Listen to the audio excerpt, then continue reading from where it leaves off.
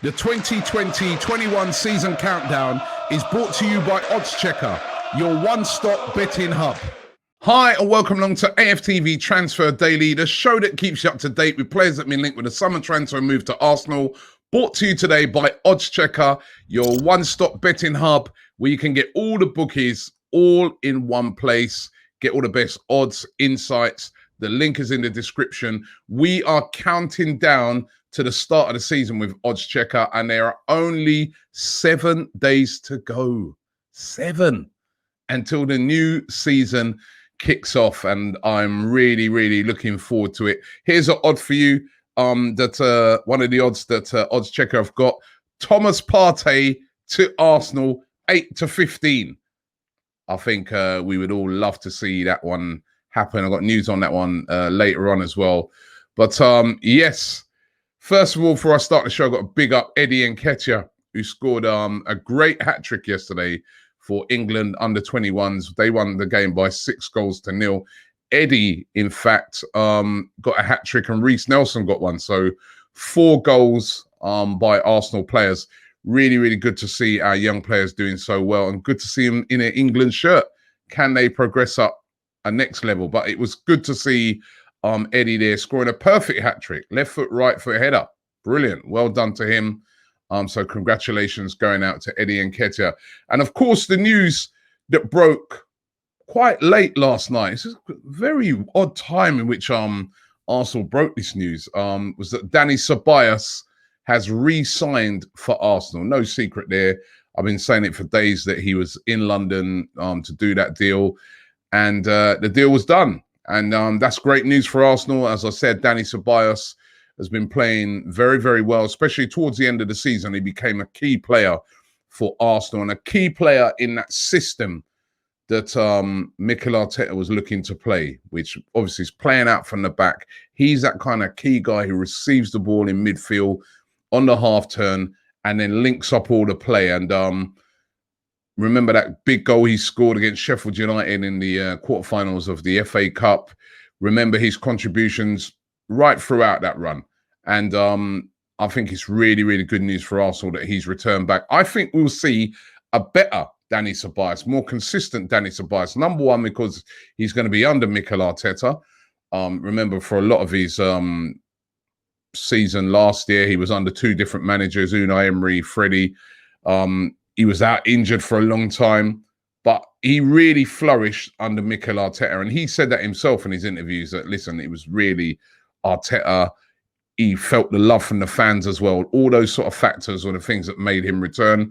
So I think we'll see a better player, and also the fact that he's got a year under his belt in the Premier League. He's used to it. He understands it. He knows the different players from the different teams, and that is really going to set him in good stead. So I think that's a really good move by Arsenal. 1-year loan deal. We don't have the full details of it, but probably another one of these little loan fees paid. Is really interesting because I was talking to Fabrizio Romano yesterday, the transfer guru, you could call him. He's got 1.6 million followers on Twitter, so he's definitely a transfer guru. It was a brilliant interview. Make sure you check out that interview that I did with him. We'll put the link there. You know, it's on the channel. Great interview, and there were some real key takeaways from that interview. One of them, we was talking about the fact that, or he was saying, you know, there's not a lot of money around at the moment. So a lot, you know, apart from Chelsea are going mad at the moment. You know, we've seen them just do the Kai Havertz deal for a mega money, but nobody else is really spending that big this summer right across Europe, he's saying, because of the whole coronavirus thing.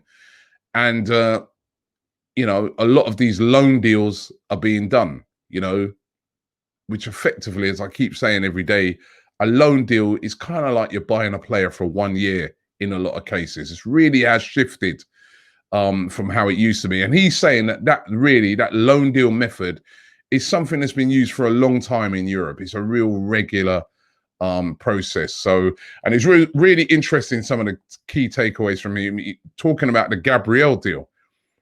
When he was saying, you know, Arsenal did brilliantly to get that done because it was so difficult to get done, because there was 3 different agents dealing with the whole thing. One agent was dealing with Man United, one agent was dealing with Napoli, one with Arsenal. You know what I mean? It was a really, really complicated deal. And he said that Arsenal did well to get that done. We also touched on Thomas Partey, of course. That's the one, as I said. Odds checker saying 8 to 15 for Arsenal to get this one done. Fabrizio's saying that, listen, to get this deal done, Arsenal are going to have to meet that £45 million release clause. They are not going to do business, Atletico Madrid, if Arsenal do not meet that release clause. Forget it, he was literally saying. He goes, they're playing real hardball. If Arsenal meet the release clause, fair enough. But if they don't, and Fabrizio was kind of suggesting that if they don't meet the release clause and we get to the end of the transfer window and Thomas Partey stays at Atletico Madrid, they've got a new deal on the table for him, which would mean that chances of getting him would have gone completely. So it's kind of do or bust for Arsenal on this deal. They've got to, if they want to get Thomas Partey, they've got to move in and they've got to get it done. Now, it does look like Lucas Torreira is going to go. And again, Fabrizio saying yesterday that he's heard negotiations really are going on to bring him over to Italy. Torino are interested. Fiorentina are interested, but they're all seriously interested. And he said that he feels that he will move on. And it does look like Lucas Torreira will move on. And it is going to be a case, if we're going to get this Partey thing done, it's a case of gaining money so that we can use towards paying for this Partey deal. Bellerin, he said, PSG very, very serious about getting Bellerin. Really serious. And he wouldn't be surprised if that one gets done, because he's saying as well that apparently Bellerin is up for going to PSG, for taking on a new challenge. And of course, don't forget, PSG, they're a very, very good team. It's just, going to play with Neymar and Mbappe, and that'd be appealing to anybody, let's be real. But he's saying that, he would not be surprised if that deal got done. And that Bellerin's agents have been talking to PSG, and this is a deal that could happen. So it's going to be, again, very fascinating, because those two deals alone, money could be raised in order to purchase Thomas Partey. Or is it Thomas Partey that they're really after, or is it Houssem Aouar? Because also Fabrizio is saying that, Aouar is another top target for Arsenal. That's another player that they really want. But he's saying, again, unfortunately for Arsenal, it's dealing with the owner of Lyon. I've spoken on this program over the years about how difficult that guy is to deal with. Remember when we was getting Lacazette? I mean, it's so hard to deal with the president of Lyon. He's known as a harsh negotiator. And Fabrizio is saying, listen, he's not going to let Houssem Aouar go for anything less than £55 million. He's just not going to break off of it. So the two main targets, it seems, for Arsenal, those two are going to be very, very difficult for Arsenal to get done this summer. Very difficult. Because simply, they're worth a lot of money, and the clubs are saying, if you want them, you've got to pay the funds. What about Mohamed El Neni? He's been linked with moves away, and he's still getting linked with moves away. Mohamed El Neni, Sampdoria this time in Italy. He's said to favour a move to Italy rather than to return back to Turkey. He did very well over there in Turkey, but I've told you before that, he sort of run into problems with Besiktas not paying him some of his wages towards the end of his tenure there, and that kind of left a real sort of sour taste with Mohamed El Neni. But Mohamed El Neni definitely looking like also a player that's going to be moved on, either on loan or it could be a full-on purchase. Arsenal, of course, would prefer a full-on purchase, but whether is he going to be in Turkey? Is he going to be back in Italy? Who knows? We're going to have to wait and see how that one works out. But Mohamed El Neni is going to be on the move. And this is an interesting one. What's going to happen now with Philippe Coutinho? This whole Messi situation, with Messi, a lot of people thought Messi's leaving. Messi's going to go.